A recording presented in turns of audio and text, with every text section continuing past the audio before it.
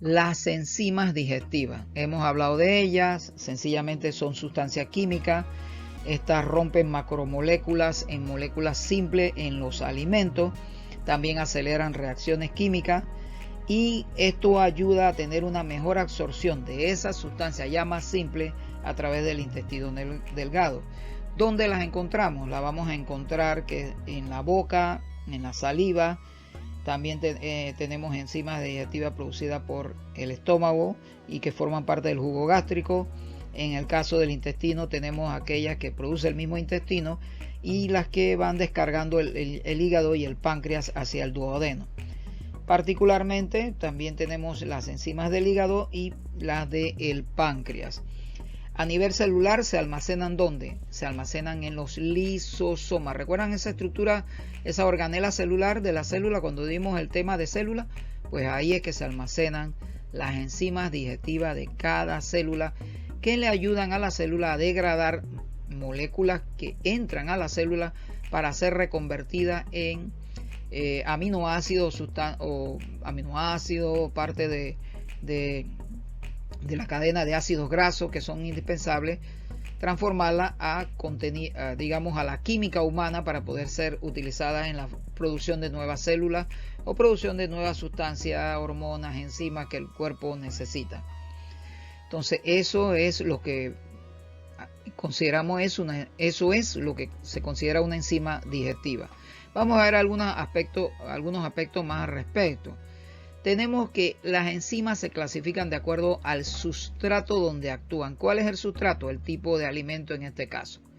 Si actúan en granos, cereales, entonces hablamos de las celulasas o enzimas que degradan celulosa. Tenemos las que actúan en los almidones, en los carbohidratos. Entonces tenemos las amilasas y en el caso de la fruta también tenemos las amilasas. Particularmente las que van a convertir esas macromoléculas de azúcares en moléculas simples como sería la fructosa y la glucosa, que son reutilizadas en nuestro sistema. Las que actúan sobre la leche, llamadas lactosas, y las proteinasas, que son aquellas que actúan sobre sustrato de proteína, y las que actúan sobre grasas, sustancias grasosas, se le llama lipasas. Todas son sustancias químicas que van a romper los enlaces que hay en los polímeros de todas estas sustancias para convertirlos en monómeros, es decir, unidades simples de carbohidratos, ácidos grasos, proteínas, en el caso de las proteínas, los aminoácidos. En el caso de los ácidos nucleicos como el ARN y el ADN se convierten entonces en nucleótidos libres. Vamos a ver las enzimas. Vamos solamente a ver los nombres muy generalmente, pero vuelvo y repito, es para que ustedes tengan conocimiento general al respecto. No es parte del contenido exacto de séptimo grado. Esto ya son temas muy vinculados a biología y grado, por ejemplo, el 9º grado.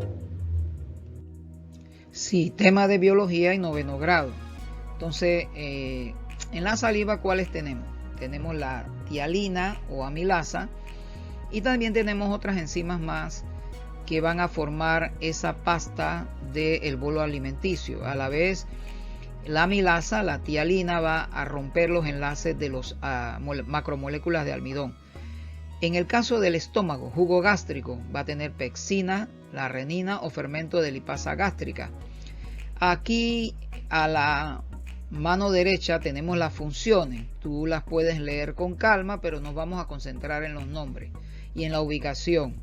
En el caso del jugo pancreático, es decir, aquellas enzimas que son producidas en el páncreas y que se descargan en el intestino delgado, en el duodeno, tenemos la tripsina, quimotripsina o quimotripsinógeno, la carboxipeptidasa, la ribonucleasa, que actúa en los ácidos ribonucleicos, ya sea el desoxirribonucleico o el ribonucleico, la desoxirribonucleasa, la lipasa y la pancreatina, ¿verdad? Lipasa pancreatina. En el caso del jugo intestinal, tenemos la heteroquinasa, peptidasa, sacarasa, la maltasa y la lactasa. Eso solamente para que tú tengas un conocimiento general de todo esto, pero vuelvo y repito, es para agregar algo más que aprender, algo adicional para el aprendizaje.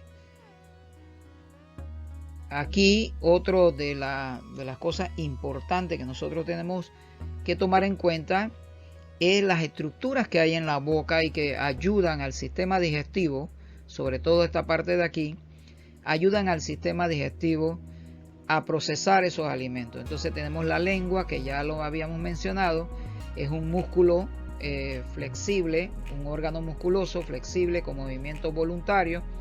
Eso significa que tú puedes mover a conciencia o a voluntad, lo que se llama voluntad propia. Entonces la lengua va moviendo los alimentos a medida que se trituran, se maceran, por parte de las piezas bucales, los dientes, en los cuales tenemos tres tipos: los incisivos, los caninos y los molares, que son estructuras dentarias para cortar, romper, desgarrar, triturar y macerar y formar la masa del bolo alimenticio. Entre mejor se mastiquen los alimentos, se dice que debemos masticar 33 veces cada vez que nos metemos una cucharada, 33 a 35 veces masticar cada vez que nos metemos una cucharada de alimento a la boca, para que eso quede bien macerado, bien molido, bien triturado, para que se forme un buen bolo alimenticio. Glándulas salivares, ya habíamos hablado de ellas, son parte de las glándulas anexas. Tenemos las tres tipos de glándulas salivares, tal como lo dice en la parte, y se lo menciona en la parte izquierda de la imagen, en donde estamos pasando el cursor láser. Tenemos las parótidas, que están básicamente debajo del pabellón de la oreja, hacia un lado de la cara. Las sublinguales, que están debajo de la lengua, y las submandibulares, debajo de la mandíbula. Todas producen enzimas digestivas, particularmente las que participan en la digestión de los almidones.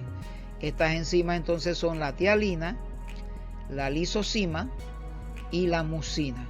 Y tal como lo hizo ahí, es la que destruye la pared de la bacteria. La mucina, la lisocina.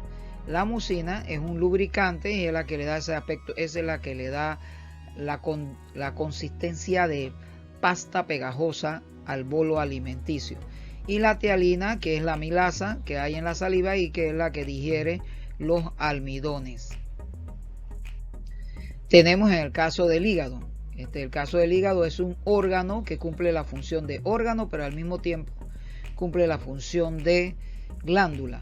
Como órgano es productor de glóbulos rojos, eso es, y otras serie de sustancias. Como glándula, el hígado produce, a través de su vesícula biliar, produce la bilis.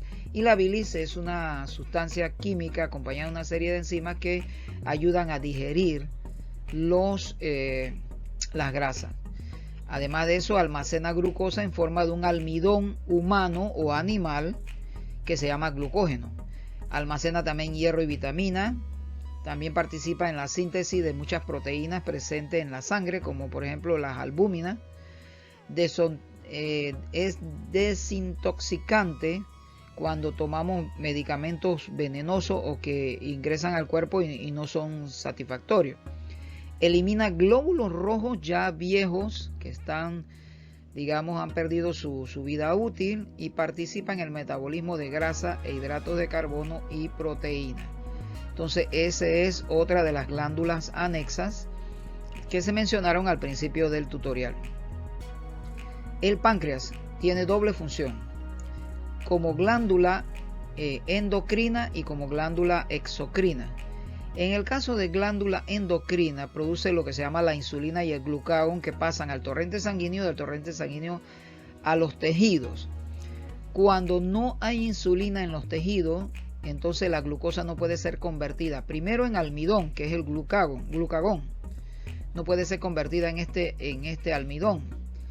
Y a su vez, cuando ya no se puede convertir el azúcar, la glucosa, en glucagón, entonces se convierte en grasa y se almacena en nuestros adipocitos, que son las células que almacenan grasa en el tejido adiposo. En el caso de la función exocrina, es decir, aquellas glándulas que vierten sus contenidos a otros órganos a través de conductos que van directamente a esos órganos o al exterior del cuerpo. En el caso de la endocrina, lo vierten al torrente sanguíneo.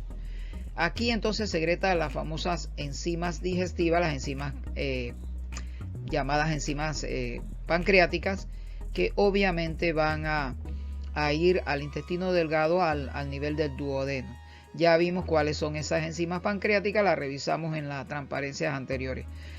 Aquí solamente para mencionarlo, algunos de los problemas hepáticos o algunos de los problemas de enfermedades que se sufren en el páncreas, que tenemos la pancreatitis, cáncer de páncreas, fibrosis quística y la diabetes.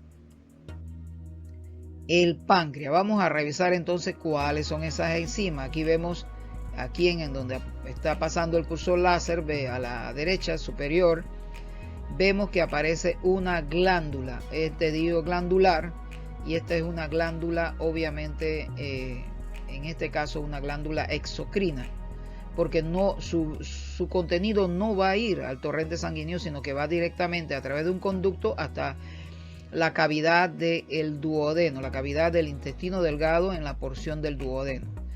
Entonces tenemos enzimas proteolíticas, es decir, enzimas que van degradando proteínas.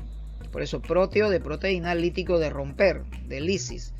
Entonces tenemos la tripsina, la quimotripsina y la carboxipolipeptidasa.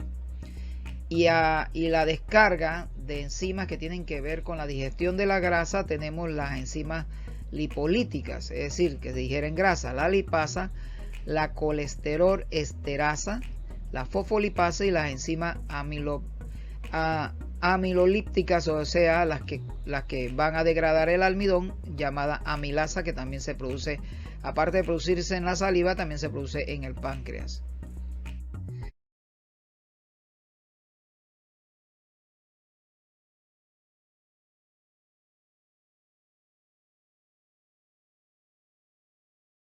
Un examen de enema de bario o una serie gastrointestinal inferior es un procedimiento de rayos X para visualizar la anatomía interior del intestino grueso o colon y recto.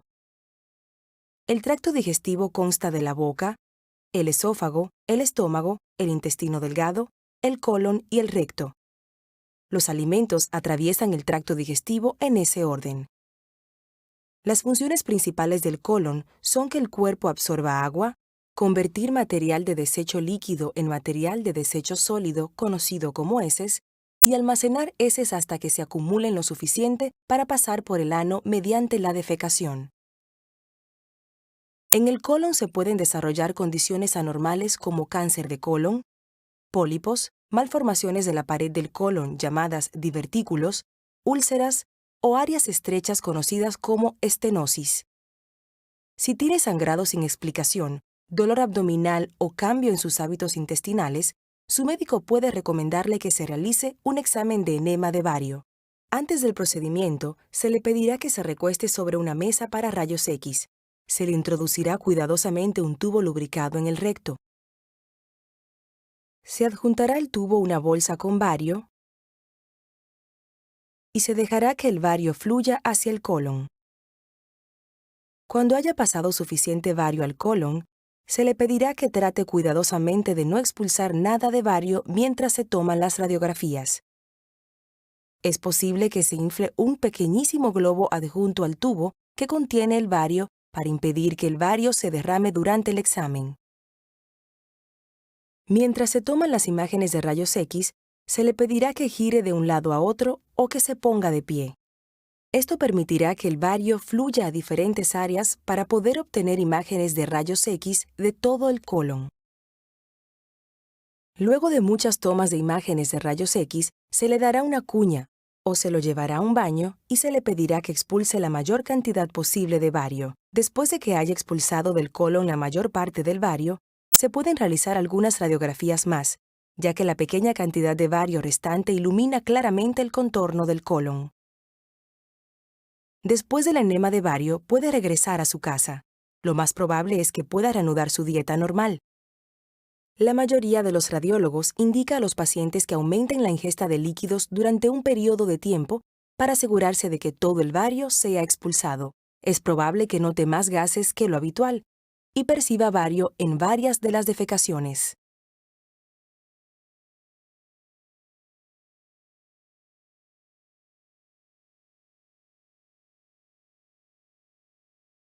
Una endoscopía del tracto gastrointestinal superior, también denominada esófago-gastroduodenoscopía o EGD, es un procedimiento que le permite al médico visualizar las paredes mucosas de la parte superior del tracto gastrointestinal. Esto incluye el esófago, estómago y duodeno.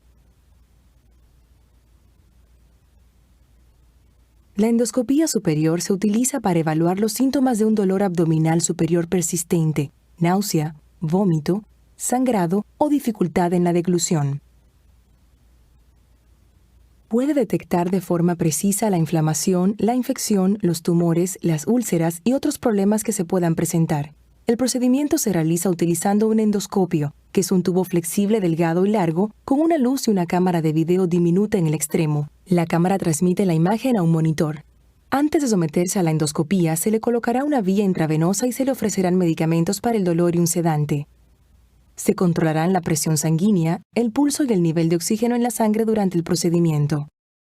El médico le aplicará anestesia local en la garganta con un atomizador o le pedirá que se haga gárgaras con un anestésico para adormecer la zona. Se le pedirá que se recueste sobre el lado izquierdo. Se le colocará una boquilla de apoyo en la boca. En algunos casos se le proporcionará oxígeno adicional mediante una cánula nasal. Las endoscopías superiores que no presentan complicaciones tardan entre 10 y 20 minutos. El médico insertará cuidadosamente el endoscopio por la boca y luego lo moverá lenta y cuidadosamente hacia el esófago hasta que llegue al estómago.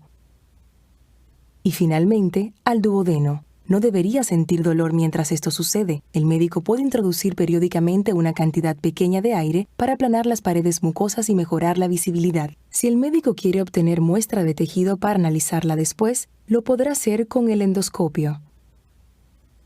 Una biopsia ayudará a distinguir entre los tejidos cancerosos y los benignos. También se utiliza para detectar la Helicobacter pylori, la bacteria que puede ocasionar la formación de úlceras. El médico también puede utilizar el endoscopio para tratar un problema, como por ejemplo una úlcera sangrante, o ensanchar un estrechamiento del esófago o el estómago. Después del procedimiento, se lo controlará hasta que desaparezcan los efectos del medicamento. Es posible que le duela la garganta y que la sienta un poco hinchada. Deberá contar con alguien que lo lleve a su hogar más tarde.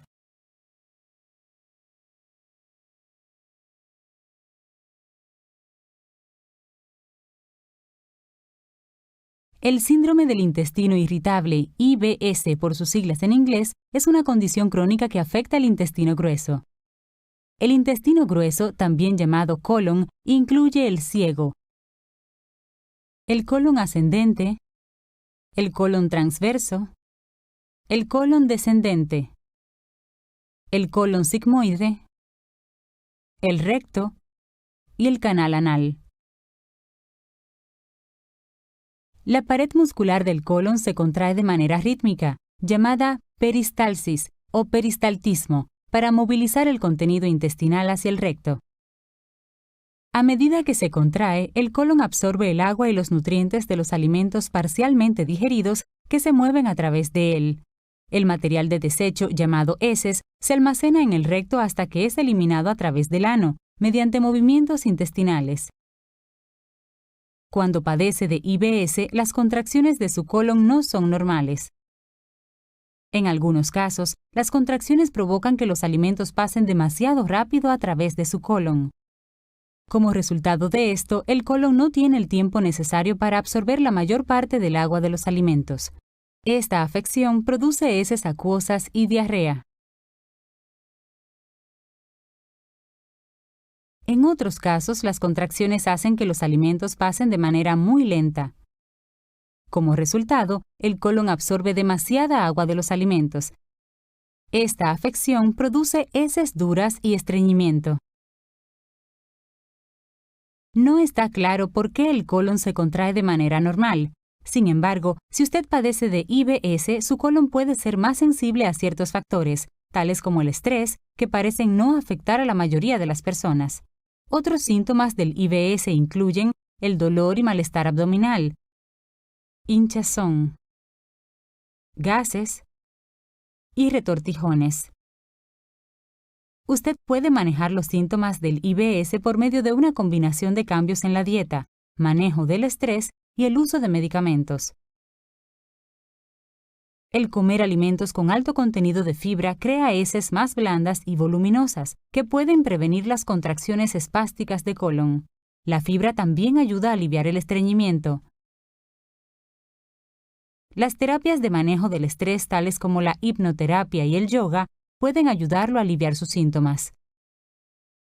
Su médico le puede recetar medicamentos para ayudarlo a manejar los síntomas, tales como fármacos contra el estreñimiento para regular los movimientos del intestino, antiespasmódicos para minimizar los espasmos musculares y reducir el dolor, o sedantes y antidepresivos para aliviar la ansiedad y mejorar su estado de ánimo.